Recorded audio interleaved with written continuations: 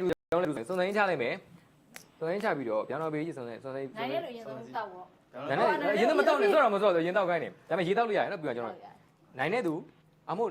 ရှုံးတဲ့သူအရင်ဆော့အောင်မဟုတ်လားဟုတ်တယ်ရှုံးတဲ့လူကျန်တဲ့လူပေါ့နောက်ဆုံးကျန်တဲ့လူသုံးရမယ်နော်အဲ့ဒါဘလောင်ပေးကြရအောင်ဟုတ်လားကျွန်တော်အရင်ထွက်တဲ့လူပြောင်းတော့ပေးကြီးအရင်ထွက်တဲ့အရင် confirm လိုက်မယ်အရင်ထွက်တဲ့သူကအရင်သက်နောက်ဆုံးမှတောက်ဟုတ်ပြီနော်နောက်ကျန်တဲ့လူနောက်ကျန်တယ်နော်နောက်ဆုံးကျန်တဲ့နှစ်ယောက်တည်းမှာကြတော့ဘယ်လိုကြမှာအစုံစမ်းကြည့်လိုက်မယ်စုံစမ်းကြည့်မယ်စုံစမ်းကြည့်လိုက်မယ်နော်ဒါကျွန်တော်ပေးလားအရင်ပြောင်းပေးကြနှစ်ယောက်လေးကြာမှစုံစမ်းကြည့်မယ်ရောင်တောင်ပေးကြည့်ဟာရောင်တောင်ပေးကြည့်ကျွန်တော်စုံစမ်း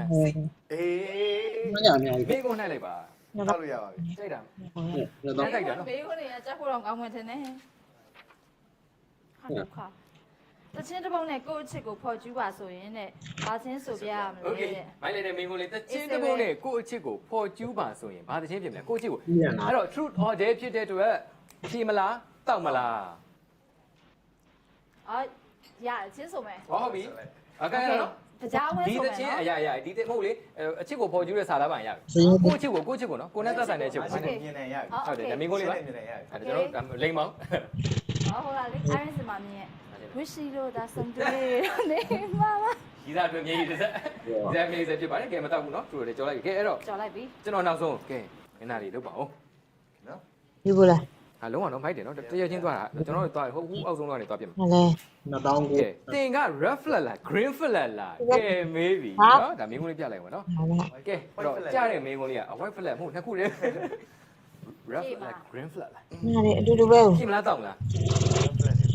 အော်ဖြည့်လိုက်ပြီနော် red flag ထဲမှာပါမှာရယ်ကဲဂျမနိုင်လဲဂျမနိုင်ဆိုတော့ဂျမနိုင်โอเคကျေးဇူးတင်ပါတယ် red flag တယ်နော်ကဲခါလေးဖြည့်လိုက်ပါပြီကျွန်တော်လည်းပါကျွန်တော်တို့နည်းနည်းလေးမှွေးနောက်လိုက်မယ်နော်ဥပကောင်းတယ်လေကြာလို့လေရပါစေလုံးတော့ပါစေကျက်တယ်ဆိုလို့ရတယ်လို့လားကောက်ဖက်လိုက်မယ်နော်ဟုတ်ဖတ်ကဘာပေါ်ကလူတိုင်းအားတဲ့တင်းလိုလူမျိုးဖြစ်သွားရင်ဘာပြဿနာဖြစ်လဲမိကိုထုတ်တယ်ကျွန်တော်ပါဘာကြောင့်လဲဆိုတော့ကျွန်တော်ပြောလိုက်ပါတယ်အိမ်မိကိုကျွန်တော်ကြာရင်ဘာဖြစ်မလဲဆိုပြီးတွေးမိပါသေးတယ်ကဘာပေါ်ကလူတိုင်းတင်းလိုလူမျိုးဖြစ်သွားရင်ဘာဖြစ်မလဲဆိုခဏမငြင်ဖြစ်သွားမှာပါကျွန်တော်တကယ်ခဏမငြင်တာပါတစ်ဆက်မှာပါကျွန်တော်လူမျိုးဖြစ်သွားပါလိမ့်မယ်အားစဖြစ်ရနော်ကဲမတောက်သေးတမယာကြီးရဈေးမပေါ့အမလေးတောက်ရမယ့်အဖြစ်မပါသေးဘူးမပါသေးဘူးဒီစားနှစ်ယောက်ပြန်ထားဘူးလားဖြေမလားတောက်မလားဖြေမလားတောက်မလားဖြေလိုက်ပါစိုးကြီးလိုက်ပါစိုးကြီးစီပါနော်အေးစေးဒီနေ့ပြန်ထားဘူးလားထားဘူးတယ်ထားဘူးတယ်နောက်ကမိကုန်နေမေးလို့ရလားရတယ်ဘယ်တော့လဲမတက်ဘူးတက်ဘူးအေးစေးပဲဒီလည်း reflect ပဲ reflect ပဲဟုတ်ပါဘူးတော့မတော်တယ်နော်ကျွန်တော်ပြင်ပြင်ဆွဲခွဲရှိရအောင်ဖတ်ဘာများဖြစ်မလဲကိုလူတွေမသိသေးတဲ့လျှို့ဝှက်ချက်ဖြေမလားတောက်မလားဘာလျှို့ဝှက်ချက်ရှိပြောလို့ရလားဒါမှမဟုတ်တောက်မလားလူတွေမသိသေးတဲ့လျှို့ဝှက်ချက်ဆိုဘာမှကိုလူတွေမသိသေးတဲ့လျှို့ဝှက်ချက်ဟိုမင်းတို့ပြလိုက်မယ်နော်ကိုလူတွေလုံးဝမသိသေးတဲ့လျှို့ဝှက်ချက်မရှိတော့ဘူးကျွန်တော်ကနည်းနည်း question mark တွေတိတ်မထားဘူးဟုတ်ပုံဝင်လေးလည်းမယ်အဲ့လိုပုံဝင်လေးသမားပေါ့ပြီးတော့ဟန်လည်းတိတ်မဆောင်တတ်ဘူး relation တွေကပြောတယ်လျှို့ဝှက်ချက်ရှိမရှိရင်တောက်ပြတယ်ဟောမရှိတော့မရှိဘူးလူတွေမသိသေးတဲ့လျှို့ဝှက်ချက်တခုလုံးမရှိဘူးဒီတော့အမှန်လုံးဝအကုန်မကျူးဘေးကကျွန်တော်ရဲ့မာကြီးဆိုလုံးဝတစ်ခါအမှန်ပြောတာလားအမှန်ဆုံးဖြစ်လိမ့်မယ်ဘွားမှာလည်းကျွန်တော် question mark တွေတိတ်မထားဘူးပြောင်းထုတ်လို့ပြောလိုက်တာနဲ့စိုးခဲ့တော့ကလည်းစိုးခဲ့တဲ့ဇယိုက်ကိုအများရှိမှာပဲလို့ပေါ်တင်စိုးခဲ့တာဆိုတော့နည်းနည်း question mark တိတ်မရှိဘူးဗျာငါအကုန်လုံးမှန်ပြီကိုလင်ကပြင်မလားမသိဘူးဟုတ်ဖတ်လေးရေးဟေးရှက်ဖို့အကောင်းဆုံး stage moment ကပါလေဟာဒါမှမဟုတ်ပြောလို့ရတယ်ဒါတောက်ကြမလို့လို့ဟောဒါသူ့တဲ့မေးခွန်းဖြစ်သွားဟုတ်ကျွန်တော်အဲ့မေးခွန်းကလည်းပြောငါများဖြေခဲ့ရဘယ်လိုဖြစ်လဲ stage ရှက်ဖို့အကောင်းဆုံး stage မှာတော့ MC လောက်တဲ့အချိန်မှာတော့မရှိခဲ့ဘူးဒါပေမဲ့ကျွန်တော် live presenter လောက်တဲ့အချိန်မှာရှိခဲ့ဘူးလေဟိုပါ2000ဟိုအရင် channel အောက်မှာ2018လောက်ကဖြစ်မယ်တင်အဲ့တော့ကျွန်တော်က live shopping ဆိုတာရှိတယ်ကျွန်တော်ဟိုတိတော့တိမှာပါ live shopping မှာကျွန်တော်ပစ္စည်းရောင်းရတယ်အဲ့အချိန်မှာ presenter 2ယောက်စီရောင်းရတဲ့အချိန်မှာကျွန်တော်ရောင်းရတဲ့ဟာကသူကကြက်ဥကိုဟိုအဲ့ဆက်တဲ့ထည့်ပြီးတော့သူကပေါက်လို့ကြော်ဖို့အတွက်အချိန်မလိုဘူးဗျာကျုပ်ထည့်လိုက်တာနဲ့သူကအဲ့လိုဒိုလေးထိုးလိုက်တာနဲ့ကြော်ပြီးသားတန်းတက်လာအဲ့ဒါကို PD ကလမ်းပြီးတော့ကျွန်တော်ကျုပ်ခွဲခိုင်းတာအဲ့ဒါကိုကျွန်တော်ပုံမှန်ဆိုရင်ကျုပ်ခွဲလို့ခွဲရခွဲပြီးထည့်အဲ့ဒါကိုကျွန်တော်မခွဲဘဲနဲ့ကျွန်တော်ဘေးနားမှာဇွန်လေးချောင်းကြီးအဲ့ဒါကိုကျွန်တော်ကျုပ်ကိုထိတ်လေးဖောက်ပြီးတော့ကျွန်တော်တစ်ခုချင်းခွာကျုပ်အစိမ်းသားသူအဲ့လိုခွာနေအဲ့မှာကျွန်တော် PD လမ်းစိနေဘာလို့လဲဘာတောင်းကျဲနေအဲ့မှာကျွန်တော်ရမ်းကြောင်ဘာလို့လဲပေါ့နော်ပြီးကြမှာခွဲပြလိုက်ကျုပ်ခွဲနေအဲ့ဒါတော့အဲ့မှာအဲ့ဒါဘွားအမတ်တရမခွဲတတ်လို့အဆူခဲတဲ့နေ့ live သေးမှာပထမဆုံးကျွန်တော် presenter စလုပ်တဲ့နှစ်တုန်းကတင်ပါတယ်နော်ပြောလိုက်ပါဟုတ်တယ်ဟုတ်တယ်သမီးရေးဈေးမပေါက်သေးဘူးကဲလုတ်ပါ2018ဆို2018ဆိုစလုပ်ပြီအဲ့တော့ ဖဲဖြတ်တယ်ဖြတ်လိုက်ရမလား ကျွန်တော်လှုပ်ချပလိုက် လူတယောက်မြင်ဘယ်ကစကြည့်လဲ ကဲယောက်ျားလေးပေါ့အမယောက်ျားလေးပြောမှာယောက်ျားလေးကိုမြင်ငါမိန်းကလေးကဖြစ်ရတော့ယောက်ျားလေးကိုမြင်ဟုတ်လို့လား ဟုတ်တယ်6လေးတွေအဲ့လိုမျိုးခွေးပြီးတော့တန့်နေလို့ရှိရင်ဒီလို ဘဲချီ 6လောက်ကလည်းမြင်တဲ့6လောက်ပေါ်တယ်လို့ပါပဲ ဘာလို့ဘလို့6လောက်လဲ 6လောက်လေး အမအောက်ကြီးရောက်သွားနေလို့လားလို့ အောက်တော့ မေကိုနေ ဒီလိုလေးတကယ်လမ်းသွားရင်အောက်ကြည့်သွားကျမအဲ့လိုဘယ်တော့မှမမော့သွားခေါင်းလေးငုံပြီးအဲ့လိုမျိုးသွားအဲ့ကြောင့်လူတယောက်ကိုမြင်ပြီဆိုလဲ6လောက်ကိုအရင်ဆုံးမြင်တာ အဲ့ဒါဟိုထားတော့6လောက်ပြင်ရောအဲ့ဒါအဲ့လိုရှိတယ်အဲ့ဒါပေမဲ့မင်းကအဲ့လိုတစ်ခုပဲဆို 6လောက်ပဲ6လောက်ပါပဲ ဟိုအဲ့ဒါဖေးယောက်ျားလေးအမြင်6ပြည့်ကြည့် ကျော အဲ့ င်း လို ကတူနေလားမသိဘူး အဲ့ကြောင့် ဟောတူ ဘာလို့ပြောသေးလဲကျွန်တော်မမေးရ ကျူတိနေတာကျူတိ လိုက် နေ ချသိတယ် အစမ်းတော့ယောက်ျားလေး6လောက်ကိုစကြည့်တာအဲ့ကဘောင်းမဝင်တာမလို့လုံးမလားဆို 6လောက်လေ ကိုလေချေးဖက်နဲ့တွေပါဝတ် ဟု တာ တ်လေတော့သူခဏဝတ်တာ ဟောချေးချောင်းလေးဟုတ်ကဲ့ဟုတ်ပြီကဲအဲ့တော့ဟုတ်ပါဦး ဘလော့ဘာဘလော့လဲမသိဘလော့ အကြောင်းမရှိပဲဘလို့လောက်ခိုင်းလို့ရှိလားအကြောင်းမရှိပဲလို့လို့ရှိလား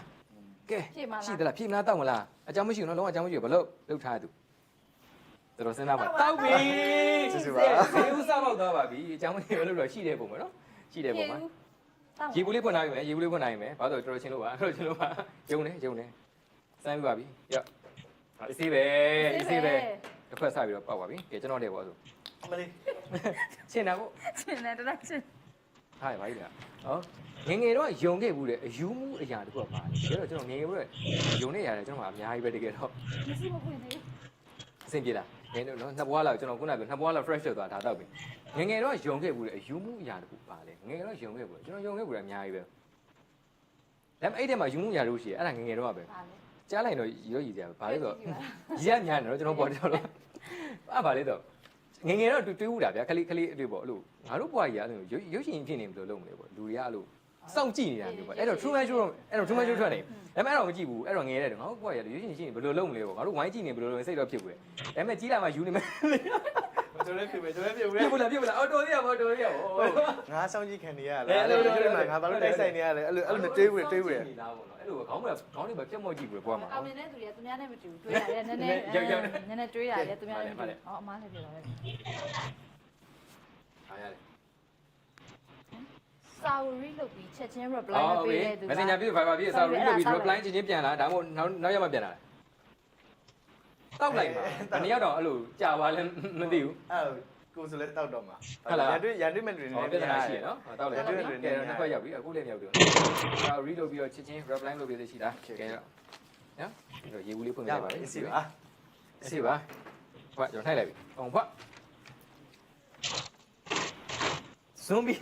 ဇွန်ဘီတွေလိုက်လာမယ်ဆိုဘယ်သူအရင်ဆုံးသတိရမှာလဲ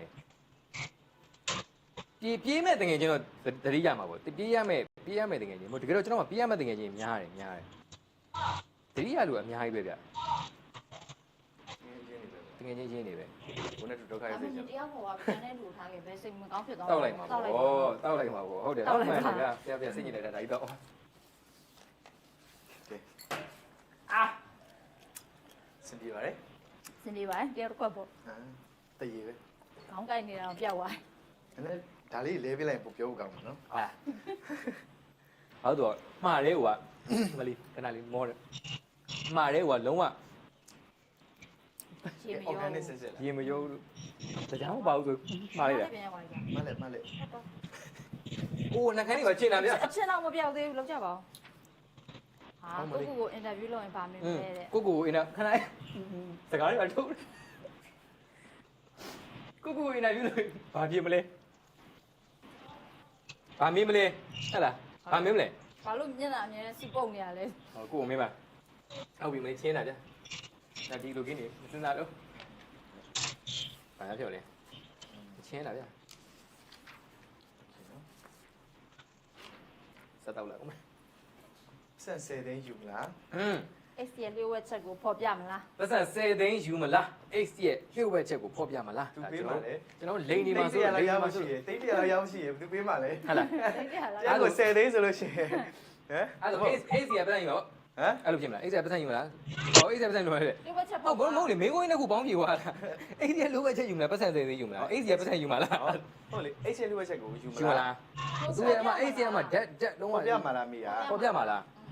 ဟောပေါ်ပြမှာလားဩကဲ10သိန်းယူမလားပေါ်ပြမှာလား 10သိန်းယူလို့ရှင်တော့ပေါ်ပြမှာ ဟုတ်တယ် အဲ့လိုလား မဟုတ်ဒီ10သိန်းယူပေါ်ပြရတယ်မဟုတ်လေမင်းကဟိုအော်ခံထားတာ10သိန်းယူသွားမလားဒါမှမဟုတ် excel ဝက်ချက်ကို ပေါ်ပြရမ 10သိန်းယူမယ်ဆိုလို့ရှိရင်ဟိုလျှို့ဝက်ချက်ပေါ်ကြမ မ လို့ လို့ လျှို့ဝက်ချက်ကိုပေါ်မှာဆို10သိန်းမယူအောင်အဲ့နှစ်ခုတွေကကြိုက်တာကိုရွေးခိုင်း ပေါ်မလားသိန်းယူမလား ဟောမဲဆိုရင် ပေါ်ယူမယ်လေပေါ်မှာယူရမရတော့ ပြေးလီရဆိုလို့ရှိရင် 10သိန်းယူပေါ့ စက်သိမ်းမကောက်ရဆိုတကယ်ဆိုတိတ်ရရာနဲ့ချီရကိုရှိတယ် ဟုတ်လားโอเค10သိန်းယူပါမယ် စက်သိမ်းယူမယ်စက်သိမ်း ကျွန်တော်လည်းပါဟိုဖွာအများပါလေ XCO ရဲ့ message မှားဖို့ဘူးလားတဲ့ ရှားရောင်ထစ်ကုန်ရှားရောင်ထစ်ကုန်ပြီးတော့ရှားရောင်ထစ်ကုန်တာတော့ no မမှားဘူးအဲ့လိုတော့မမှားဘူး ဘယ်မှမလဲတေချာခွဲတာ အဲ့လိုတော့မမှားဘူးမမှားဘူးငငယ်လေးက ငငယ်တွေကဘယ်လိုငငယ်တော့ရီးစားမထားဘူးဆို ပြိတ်လိုက်ပါပြီဒါမျိုးကတစ်ခုပဲလေဟာ အဲ့ရပဲကျန်တော့ရေ နေပဲကြံတော့ အဲ့တော့ဒီတော့မှ2ယောက်ဖြေရမှာ သုံးသိန်းကြတယ်လားသုံးသိန်းကြတယ် တက်ချမလားโอเค ဆုံး အဲ့ဒါခဏလေးထွက်သွားတဲ့လူကဖြေကြမလို့တော့ကြံတဲ့2ယောက်ကဖြေရ โอ မှာ เค ဟုတ်တယ်နော်ဟမ်နိုင်တဲ့ နိုင်တဲ့လူကဖြေကြမလို့ထွက်သွားပြီလေတ ဒီ ယောက် တော့ဒီတော့လို့ပြတာ โอเคကျန်နေရ နော် ဆုံးစံစီဟာ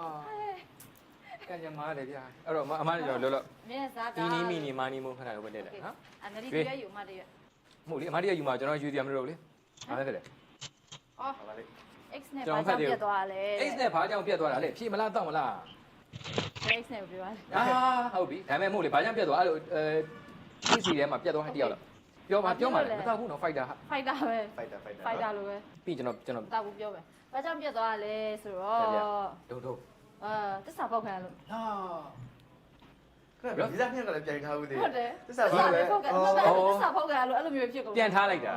ကလက်စားဒါပေမဲ့နောက်တစ်ယောက်မှသွားခံစားရတာကလက်စားအမောကဖောက်တာလေမဟုတ် prediction တင်မဲ့မေးခိုင်းတယ်လက်ချက်ကနေပြောတာကျွန်တော်ပြဿနာတော့အမောကဖောက်တာလားကောင်းလေးကဖောက်တာလားတဲ့ ဟိုဘက်ကဖောက်တာ ဟိုဘက်ကဖောက်တာပါတဲ့ ဂျားတဲ့တက်ကမြေစာပဲပေါ့ မြေသားပဲနှစ်ယောက်ထားခဲ့ကြတော့မြေသားပဲမှာဟောအပြေးလိုက်ပြီကျွန်တော်လည်းပေါ့ဖွာ